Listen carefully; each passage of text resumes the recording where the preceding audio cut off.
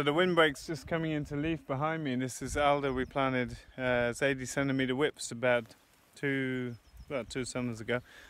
And the willow here is growing up nicely, 7-8 meters tall in places now. It's just coming into leaf.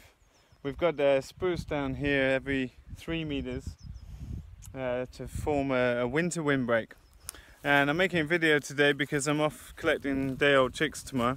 So a quick update from the weekend. It's already team 4. We have head-ups to go with team 4. Start objective is... This is a...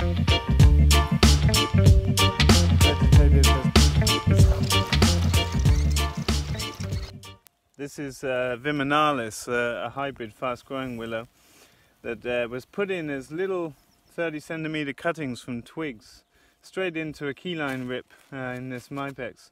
You see it's put on substantial growth. I can't even join my fingers around this now. So it's forming the front edge of our windbreak. Inside that we have slower growing spruce that will form a thick, dense winter protection with alder that will rocket up and be 10 meters tall in 10 years or so. And it's ramping the wind over the farm because we're here at the south side of Frontfield and most of our wind comes from the south. So this is acting as a ramp to send wind right over, where it will then meet the riparian, meet further hedgerows, etc. on its way over the farm.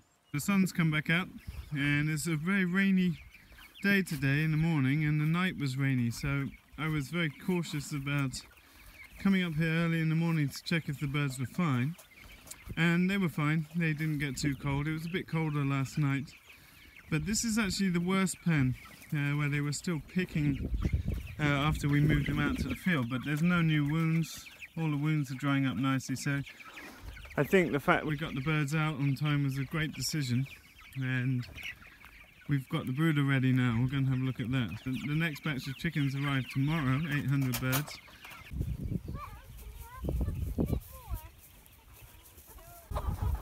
The hens are a bit curious of me. I've been checking all the pens and the birds are doing great. It's going to be 0 degrees tonight.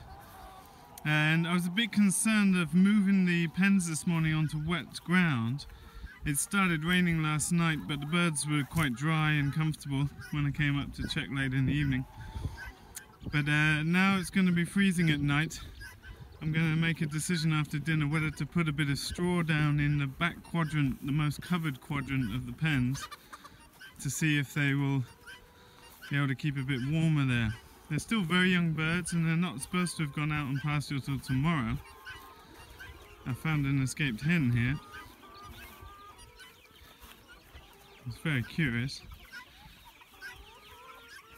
Lucas, who's one of the farm managers, was saying the only experience he's had with pasture broilers is with an unrestricted feed program back home in Argentina.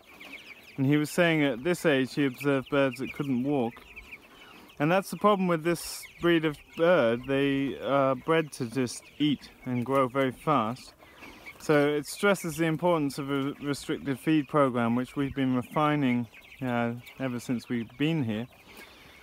And we want these birds to be healthy and active their entire lives. You know, we're managing for welfare. And the birds are strong and healthy and they will remain so. We're going to keep a couple of the birds with the laying hens. We did that before for over a year and the birds grew to 8 kilos in weight, but they were still healthy, happy functioning hens that roosted up high and laid double yolk eggs every day. It's all about management. You know, these birds, a lot of people think they have a bad reputation for being unhygienic, not being good at foraging, dying of heart attacks, leg problems. It's totally down to management in my experience, and we've raised a lot of these birds now.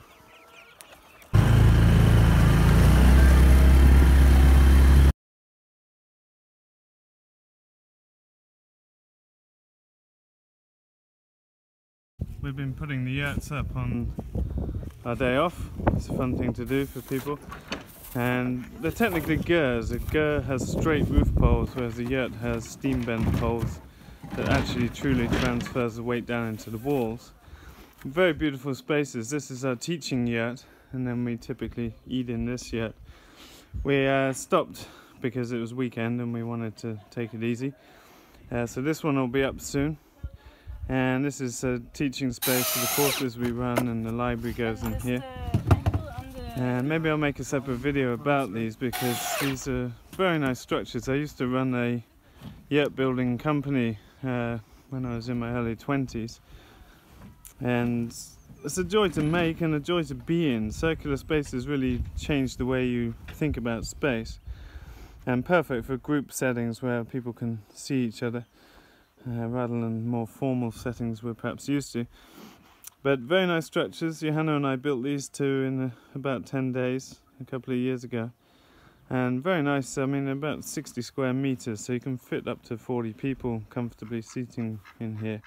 And the spaces here are really important because we live quite an outdoor lifestyle, and having space to sit and read and study, as well as, you know, light airy spaces to meet together to eat, etc., is really important to us.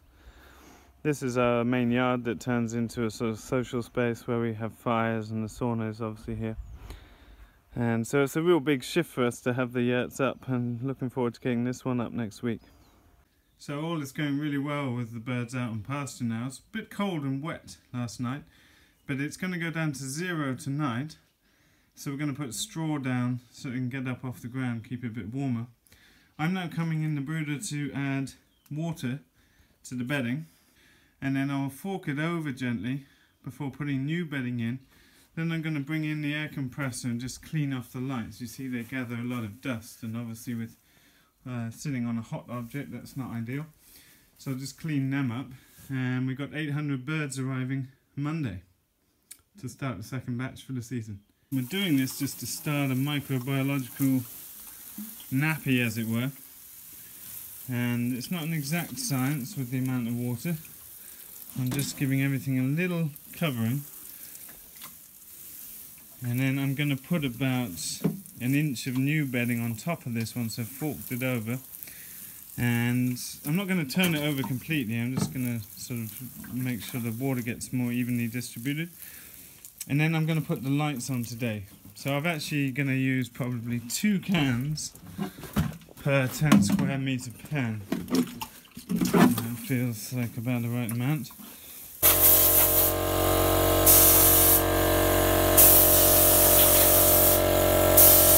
So I've been working to get the brooder ready for the next batch of chicks. They're arriving tomorrow. Matt and I are going to go and pick them up. So each subsequent batch now will be 800 birds. We'll put 200 in each brooder pen.